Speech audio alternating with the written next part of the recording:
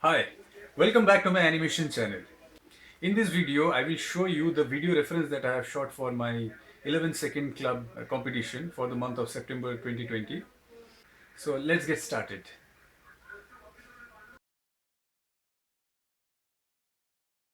This morning, someone dodged a very important question. Oh, me? Linda asked who hired me. Who hired you? I do not know.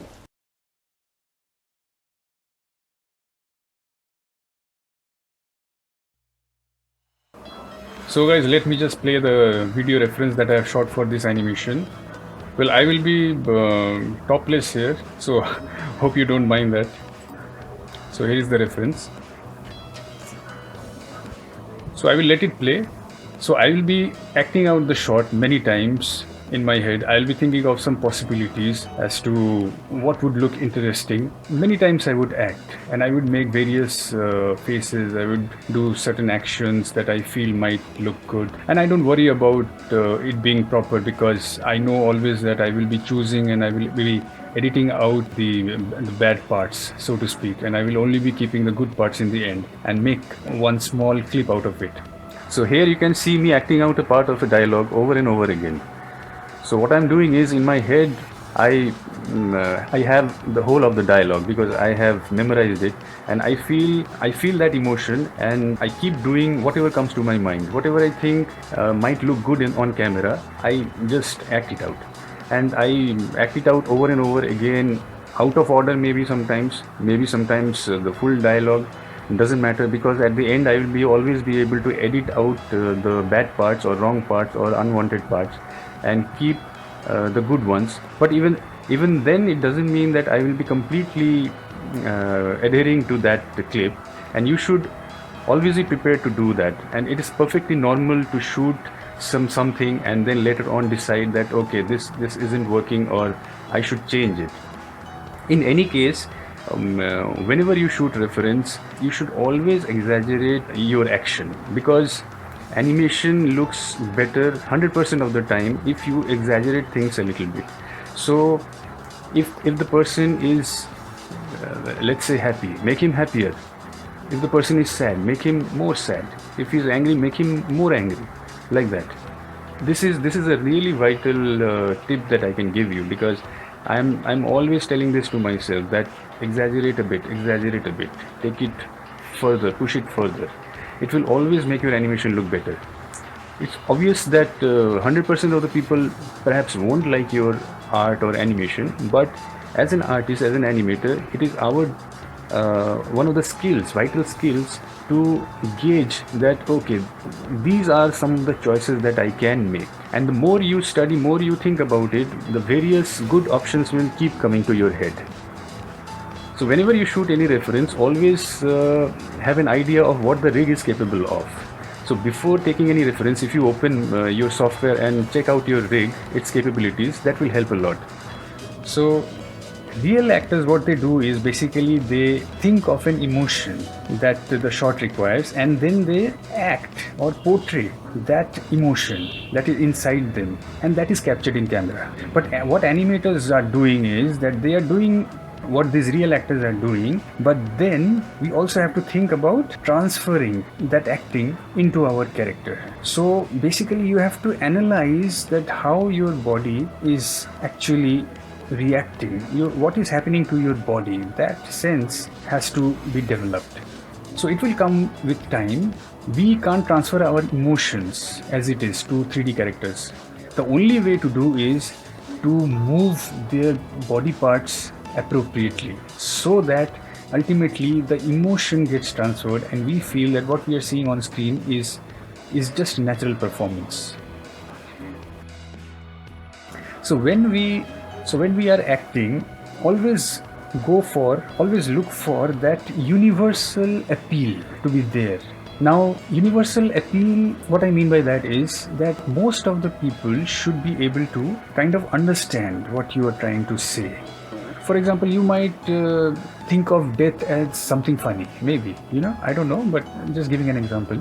But most of the people are really scared and feel afraid or are sad when they think or they see death. But maybe you laugh when you think of this word. So, in your animation, don't try to make your character happy when he sees death or experiences people who are dying or something like that, because the universal understanding will go in that shot. So, try to portray things which have an universal appeal. That will make your animation more understandable.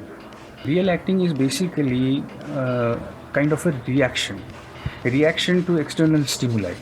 The actor develops, thinks about an emotion, and in the environment that he is in, he imagines himself and then reacts. There are people around him, and there is maybe proper set or some props to help him. So he, in that environment, he conjures that emotion in him and he reacts. We animators work in a vacuum.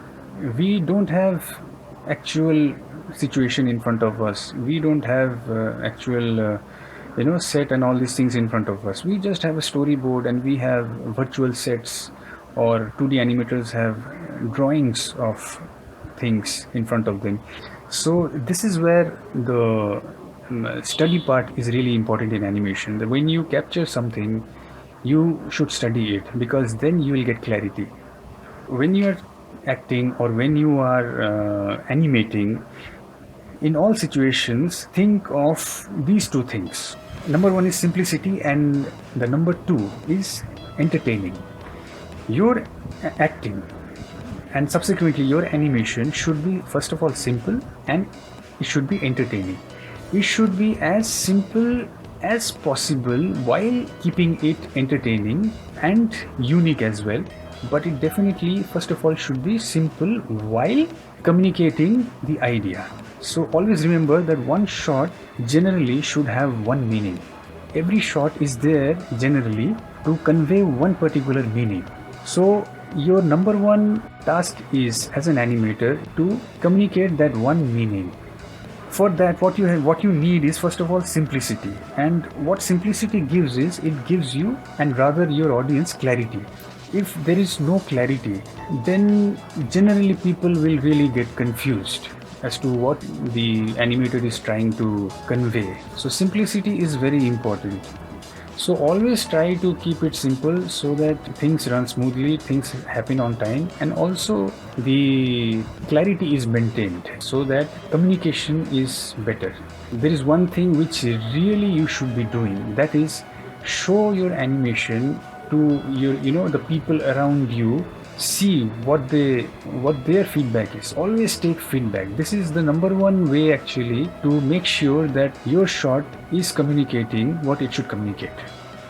At the end, the audience, he or she who is in the audience, they don't know what you know. So in order to make them understand what you are trying to say, it is very important that, number one, that you should go for that universal appeal. Don't try to be too unique and personal at times. Of course, there is a sense to it, but don't try to make something which only you understand. So always go for that universal appeal.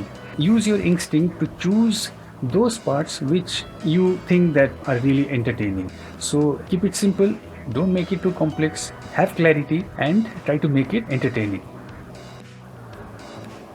So here is the reference that I compiled for myself.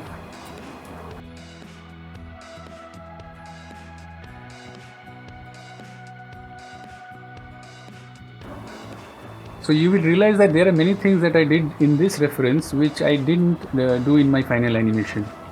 The reason for that is that either it was too subtle and it was not really transferring to the 3D rig properly.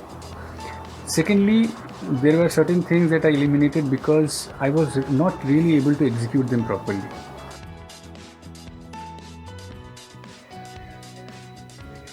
So that's about it. Hope you had a better understanding of what my thought process was when I took video references, and I hope it will be helpful. So if you liked the video and learned something from it, do hit the like button subscribe to my channel, hit the notification icon if possible so that you don't miss any of my videos, and take care. See you in the next video. Bye.